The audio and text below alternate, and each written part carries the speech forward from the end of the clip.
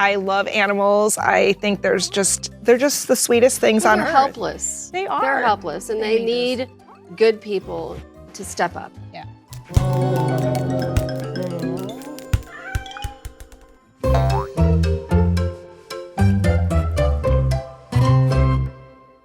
Hey y'all, welcome to Buddies Besties. My name is Layla and I'm here today to talk all things cats. I have this wonderful group of ladies here with me to talk today. So we're gonna get started. So Eileen, you are with Dallas Cat Lady. Yes. So you rescue all over. I do. You rescued Wherever is necessary, which that's a lot of places. Right, great. I can't wait to talk to you about that. And you brought us a little friend today to talk to, which I'm really, really excited about. And then we have Caroline Stovall. And you have, I think, the funnest thing I've heard about in the DFW area, which is a cat cafe. I do. And tell me the name again. It's Whiskers and Soda. Whiskers and Soda. I don't know what's better, Whiskers or Soda, because I love both, but I can't wait to talk to you more about that. Both together. I can't wait. I can't wait to talk to you about that. And then we have Eileen Walsh, and you are an equal opportunity rescuer. So you're rescuing with, you also have a rescue, right? Yeah, I'm the president of Voice for All Paws. Voice for All Paws. So you're working with her and with the Dallas Cat Lady. Yeah. And Eileen, you both work with the Dallas Cat Lady. Yeah. So I was there first. She wants to make sure everyone knows she was there first. I love it. I'm kidding. So tell me about Dallas Cat Lady. Oh, Eileen, you talk about that. You will be better at that than me. Well, Dallas Cat Lady's been around for over 15 years, and it's a very large organization of cats. It's not the largest group of women together and rescuers together, but it is it's a well-known group, and they rescue about 2,000 cats a year. They adopt out about 1,200 per year. Wow! And they have a TNR sect of the group. They do adoption events. They're in multiple Petcos throughout greater DFW. Amazing. Can you tell our viewers what TNR stands for? TNR is trap, neuter, release. It's actually more so trap, neuter, vaccinate, and release. Release doesn't always happen. A lot of times we find community cats that are very adoptable, and these are animals that maybe found their way into a community area with other colony cats, that sort of thing. There's a big difference between community and feral, and that we can... There's a lot of cats that are dumped. Yeah. And so when people will get free kittens from multiple places, and then when they're no longer cute, they put them outside. And so we find them, we fix them, and oftentimes if they're super friendly, we'll keep them and adopt them out and microchip them. So it's a whole thing. I can't process not cute anymore because they're always cute. I know. I always thought I was the Dallas Cat Lady, but now I know there's actually a place called Dallas Cat Lady, and my husband will be very happy. Ryan will be very happy that I am not the Dallas Cat Lady, because if it were up to me, I would have 700 cats all over my house. I love cats. They're my favorite. So it's very interesting because Voice for All Paws has been around since 2018, and we did 628 adoptions last year, and because of the cafe, we have actually done almost 150 already in 2024, and I hope that that's going to be much more by the end of the year. The thing about Dallas Cat Lady is that they have multiple facets. So if you imagine, they have the huge adoption center, but they also have this huge TNR program, and Eileen is very integral in that program. I mean, when you're not working, you spend your time catching colony cats and basically, saving DFW from having multiple kittens, thousands of kittens. If you imagine one cat can give birth 3 times a year, if not more, and those kittens are outside and feral, and so it's really hard for Texas is a terrible place for animal welfare, and Dallas Cat Lady does an amazing job in trap, neuter, release. So I would love to know more about that, but my other question before we get to really, I want to know a lot more about this trap, neuter, and release program that you are so integral with, but I have a couple questions because you guys are bringing up so many good things. What's the difference between a community cat, a colony cat, a feral cat? So I know what a domestic cat is, right? So I know those are the kind that I have, and they're friendly and they get along. But what's the difference between a feral cat, a community cat, and a colony cat? And maybe colony and community is the same? So I'll say wild cats Okay. Wild cats are cats that people aren't feeding. They kill rodents. They do things. They live off of live animals, and they do that, and they don't get into the trash bins. Stray cats, community cats, ferals that you cannot touch that are unsocialized. They either get fed by the trash dumpsters or by people that are feeding on their porches or in the apartments and things like that, but they can't touch those cats. Okay. So they're not socialized, they're not adoptable. There are a lot of stray cats that are tame and they were with somebody at some point and they want to be with somebody again, Right. but nobody has taken them in and they are just getting fed by anybody that will feed them or the dumpsters, things like that. Okay. So There's that's a big, a lot of people will call a cat that they find outside, they'll say, oh, that's a feral cat. And I'm very clear about a feral cat is a cat you cannot touch. Like, you're not touching it. You may Right. be able to feed it, but it is not coming near you. Right. You can work with them, but they take a really long time and often they won't Yep. convert to a cat you can touch. A community cat, I just try to differentiate Yeah. between those two. Sure. Community stray, that sort of thing. That's a cat that you can, it will come up to you. You may not be able to touch it immediately, but it's not going to hiss and swat or run away. Right. And those are cats that we really, we want to take care of all of them. We want to vaccinate. We want to sterilize every cat that we come across. But they can't all be brought inside. And that is a big thing. You can't take a feral cat, bring it into your home, and then expect it to not act like a wild feral cat. They Right. do not want to be indoors. And there's a lot of like legislation and a lot of controversy between, people that want to TNR and people that believe that that's somehow not an okay thing people to do. think that the traps are inhumane or mean or that's not fair to the cat, but it's the best way. Yes, to get them- is the number one key. Yes, to that is solving the a lot main of thing these out of all problems. of this is making sure they're not reproducing. Yeah. Right. Right. Right. the 'Cause goal. it's just such And a they're problem. healthy. You want Yeah. to give them rabies shot. We don't want them spreading diseases. We want to make sure that they are out living their best life out on the streets unless they are sociable and we can bring them in and find them a home.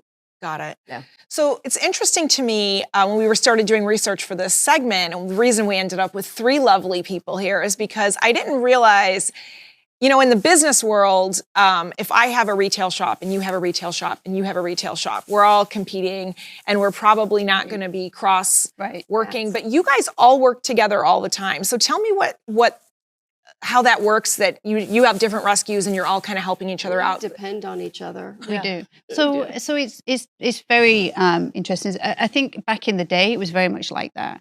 I think Siloed. very siloed. But I believe now the cat population is so big in Texas that if we don't work together, then we're losing out on a huge opportunity. Our organization doesn't trap, and so if I have an issue, I mean I've called you many times, and Eileen will come out and help. And sometimes it's a mom and kittens, and we'll fix the mom, put her back, and then take the kittens and make sure that they don't have to live outside.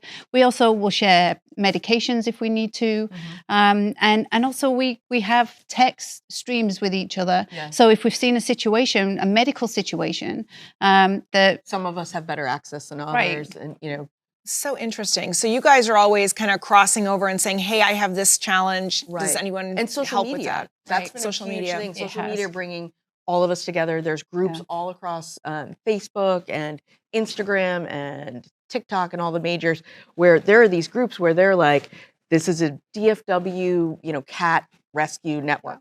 And so you go in and people are posting, just regular people off the street are saying, hey, I found these kittens. And so a lot of us, there's like marketers that don't actually do on the ground rescue, but they'll market and Help put out find all the homes, information. right.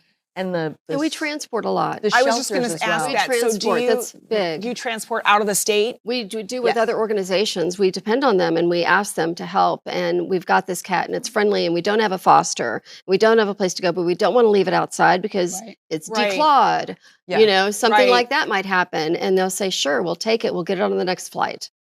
Wow. So tell me a little bit about what types of breeds that you like? Are there specific kinds of breeds that you find? I know my very first cat I ever had wandered into my dog door. I used to be a dog person, and she wandered into the dog door and started eating the dog's food. Right. And I was so amazed because I had a 140-pound Rottweiler, and she just couldn't have cared less. And she was a snowshoe Siamese, Yes. right? Yeah. And so I took her to the vet because I was worried about her. She was hanging around. I think her family had left her behind. Right.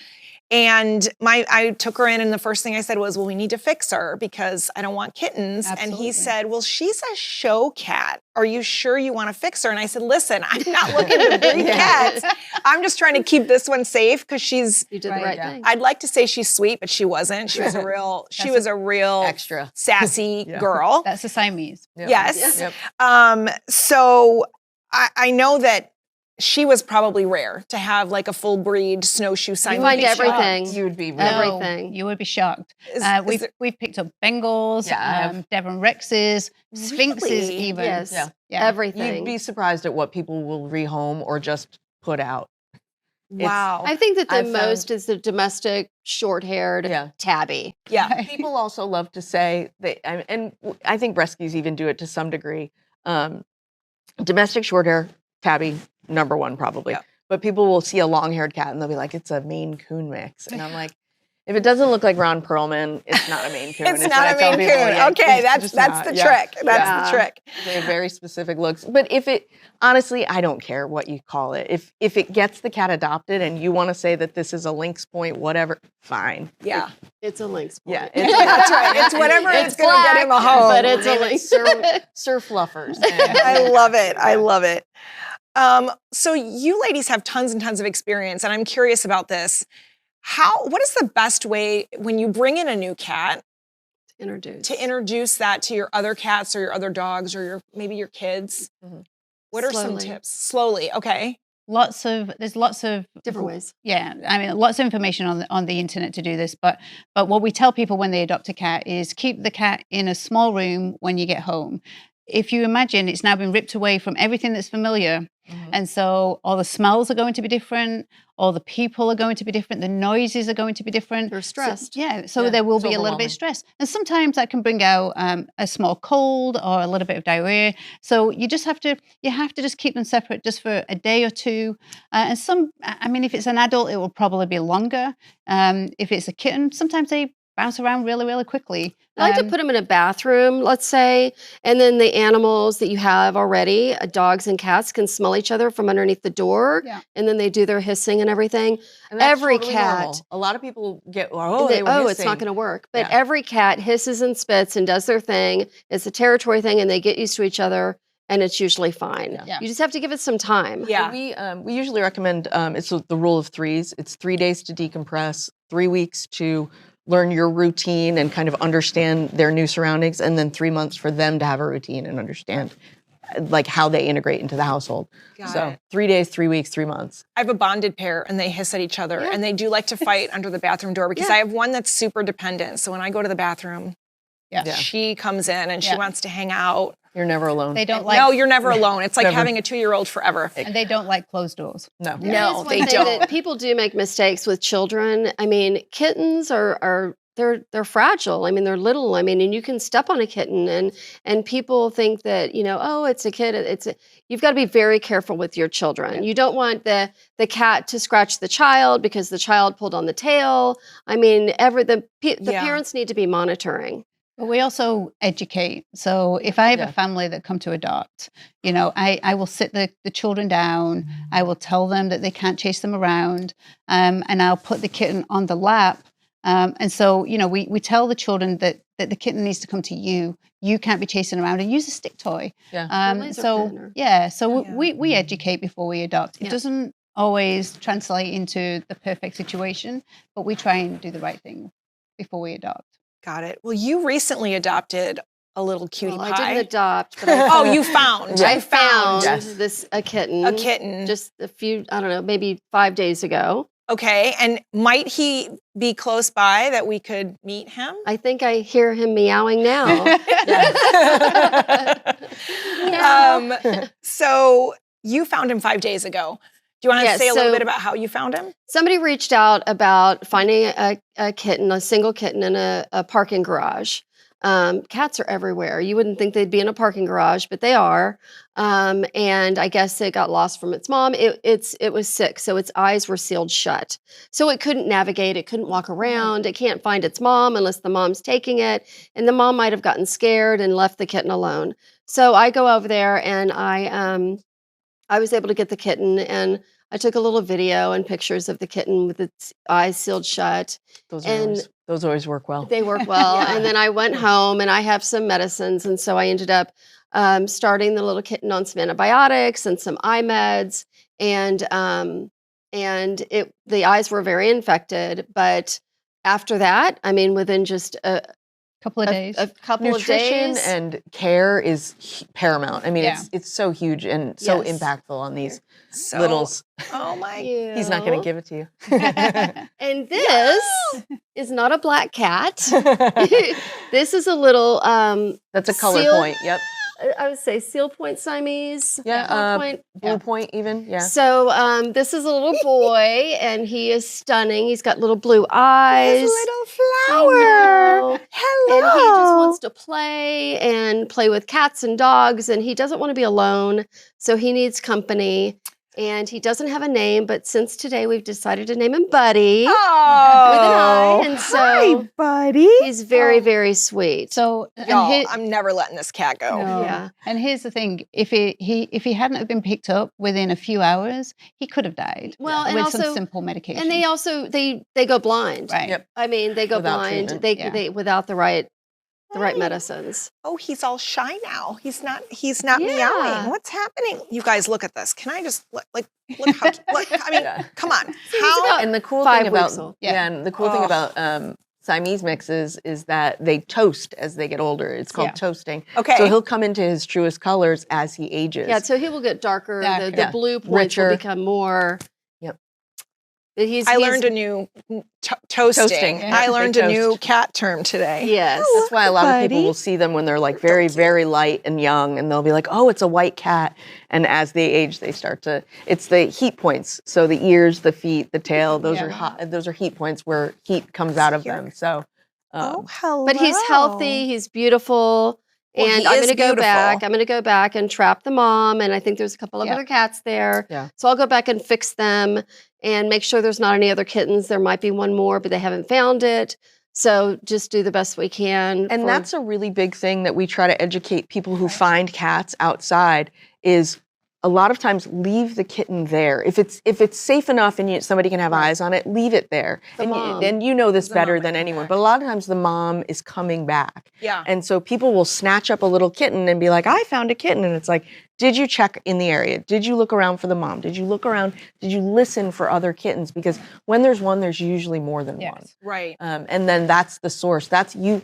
We would send someone else back there. We usually ask the other trappers, and that's a big thing. Why I think Eileen in particular works with so many different groups. Often she stays with Dallas Cat Lady mainly, but she's got a network because the absolute sheer volume of what you're finding when you're going out to trap. Trapping. If somebody says, "I have 5 cats that need to spay, They have spay 10. neuter," they have 10, or they have 15. Okay, so Like- it's like a and rule it- of thumb thing. You know, if someone says, Absolutely, yeah. there's 5 cats Yeah, in it's my always gonna be neighborhood 20% yard, more. there's Yes. okay. So you always have to be really sure of that and ready. I think all of us keep a carrier in our car at all Yeah. times. We were joking that we keep, traps and Food pee pads and food everything. and yeah.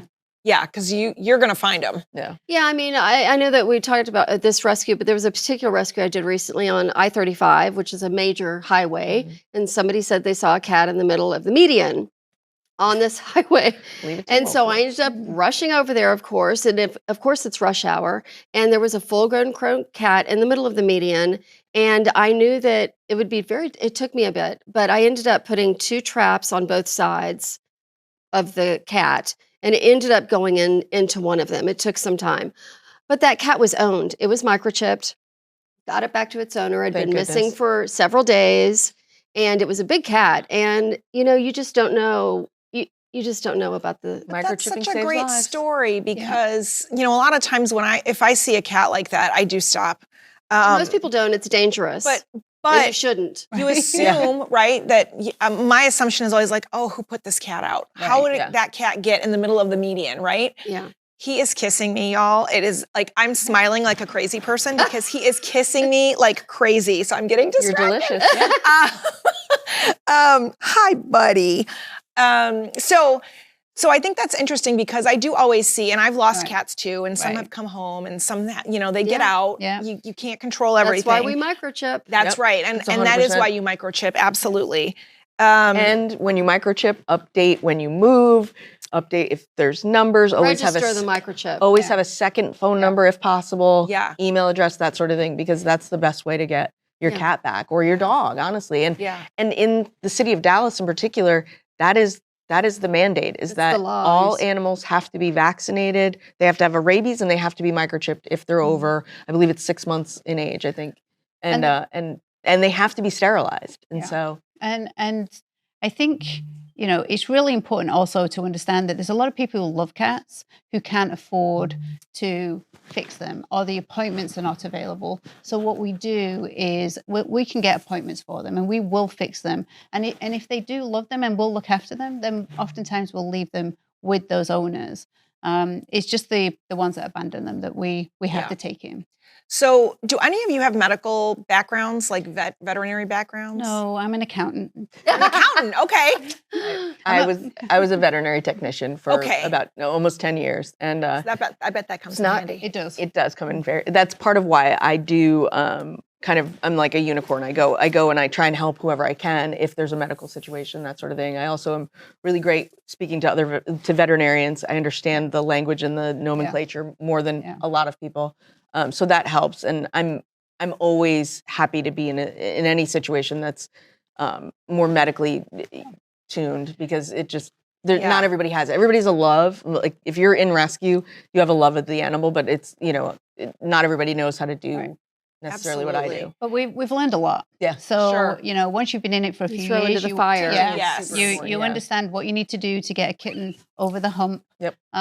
Or if we can do all of the basics. What we can't do is obviously spay, neuter, and rabies shot. Yep. So that has to be done by a veterinarian. I think that's an interesting point, and it's going to be one of the last points I want to just mention is all of you or most of you have other jobs. Mm-hmm. Oh, This is your side hustle. Yes. It's your passion project. Yes. It's your love, It's right? the I'm a real full-time estate job. agent, so Okay, so you're a real estate agent. You're an accountant, And I was actually in technology, okay, so data analyst. So yeah.